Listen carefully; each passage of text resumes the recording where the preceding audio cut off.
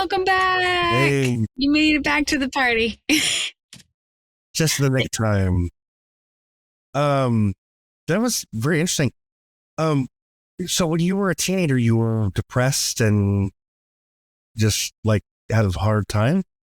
I was very high functioning, part of I was like captain of teams and did all the parties and the clubs and all of that. So no, I wasn't like depressed. I had a very unresolved darkness that if I sat still too long and I accidentally felt it, then I would want to not feel it. And so then I would do things to not feel. So to numb it and So you took up your time with tasks, so not to focus yes, on I that. distracted myself. I was defensive. I did all the things to avoid feeling what was the traumas that were around me. And so and I talk about that in the book, I used external things, high performer things to distract myself from dealing with how I would feel.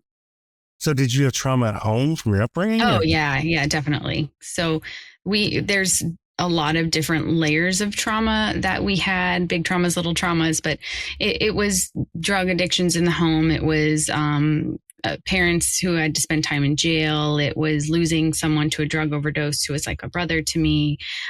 It's a little X-rated, but there was sexual assaults. So there was a lot of different external things that happened. And then there were things that I did as well. So there were things like when I would get blackout wasted or do drugs, I would do things like drink and drive, even though my family was hit head on by a drunk driver.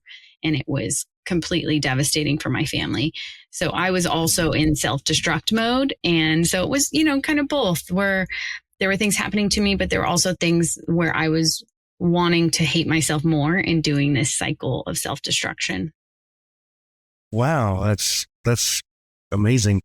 Remarkable. What was the catalyst? Like what I don't know, shook you awake and made you go, okay, playtime's over. Yeah, it wasn't actually getting in trouble. I got suspended. So to be more specific there, I was suspended and I was a college athlete. So that was a big deal for me to not have the one outlet that was helping me. And so it wasn't actually getting in trouble, although that slowed the wheels down. I was like forced to slow down, but it was being in a relationship where it was actually an abusive relationship. And there was a night where we were both under the influence and it was getting a little crazy. And in the middle of the night, I text a friend and I said, can you come pick me up? And they drive to wherever I'm at. I don't know how far they had to drive. I run to the car. I don't have shoes on. I get in the car and they didn't say anything. They didn't ask me any questions. They just safely got me home. And then when we got home, they just looked at me and said, you could be anything you want to be. And I didn't believe it at the time, but that was something that started the maybe I can.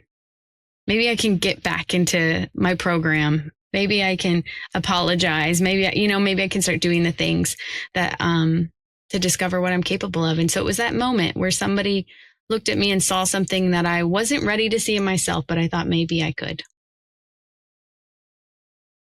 I really did like what you said about maybe earlier. Yeah. And it's interesting sometimes that by suffering we are perfected. I think that's kind of exemplified in the Christian ethos too.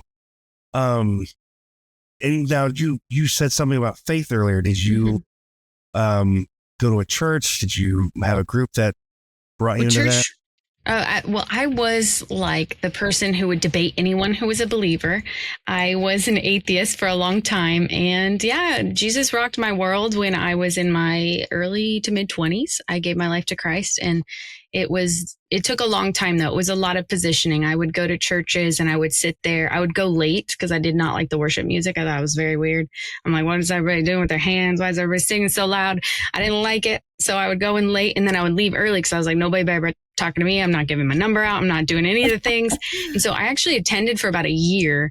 And during my book launch signing in Arizona, that pastor that was the first church I ever went to, she came to my book signing and it was this full circle moment because we actually didn't really connect until after I left because I wasn't ready to talk to anyone until basically I had moved away to a different state. But yeah, it was a lot of positioning, a lot of reckoning with myself, with my own disbelief, and then just having an encounter that I couldn't deny. I can understand that. I've had a similar journey. These 5 things are awesome. I love the maybe because it really offers a little bit of self-reflection. Like, well, maybe I can do this. Maybe I can just a little bit. It allows a person to kind of move incrementally towards the goal, but they're still moving towards, something better and improving themselves and improving their relationships, which is the goal there. You mentioned, and I think we have a couple more minutes, about escaping your feelings and emotions. Why do you think a lot of people try to escape their feelings and emotions? Well, I think a lot is survival. It's a protective factor, as I'm sure you all talk about a lot. We don't have trust issues for a reason. We've been abandoned, rejected, we've been abused, we've been betrayed, and we build these walls, and it helps keep out the bad. So in those ways, it's great. It can help us and be a protective factor in a healthy way. But it's when the walls start to hurt us, when we start to withhold the joy and the love and the self-compassion and the grace and the peace. And it's when we start to even isolate ourselves from what's possible and those relationships that we innately desire. What would you recommend? I had a moment like this earlier in my life, and was my marriage, just learning how to kind of examine my feelings. What do you suggest people can do to start maybe recognizing their feelings and maybe not trying to withhold them, but understand them better and share them? Yeah, I think it's identifying what, maybe if you go on a feeling detour and just starting there, like, do I actually like to feel and be real with my feelings, whatever they are, even if it's, I do an exercise where I invite people to share talents or gifts and to celebrate them. And you wouldn't believe how many people don't share just out of the habit of withholding their awesome talent. And so it's recognizing, what do I withhold, as we kind of talked about earlier, and then going a little further if you dare and saying, why do I do that? And kind of going on that journey of discovery and allowing yourself the space to see where that takes you. Were you surprised by anything you discovered when you started doing that? Yeah, I never, ever, ever, ever, I'm going to say that 5 more times, ever thought I would talk openly about my story, my journey, my feelings. Because as I said earlier, that was like taboo for me. Like, you could tell me I'm boring or stupid, but like, don't call me weak, don't see me cry. And so for me to do this professionally for as long as I have is a testament to what having hope can do. It will take you to places you don't know within yourself. And yes, there's external things that happen because of that, but it's really a journey of self-discovery and in continuing to show up for that journey. That's what hope allows me to do. Wow, that's really good. I would say, were you surprised learning? I would say, were you surprised by learning that you really like sharing this with people and helping people? No, I never said I liked it. Just joking. No. No, in all honesty, I'm always thinking like somebody else could do it better. Somebody else should do it differently. Like, I'm always thinking those things, but I just it's my faith that where I'm at is where I'm positioned to be in that moment. And I try and just give it my all wherever I'm positioned, and to be fully present. And no matter if it's one person in the audience, one person listening, or thousands, I believe that I'm supposed to be there in that moment, and I give it all I've got. I don't hold back my hope. Julia, I'm the keeper of the clock, and so I want to be. Start time. Yep. Yeah, you've been so very generous with your time. We know you need to head out. Thanks for joining us today.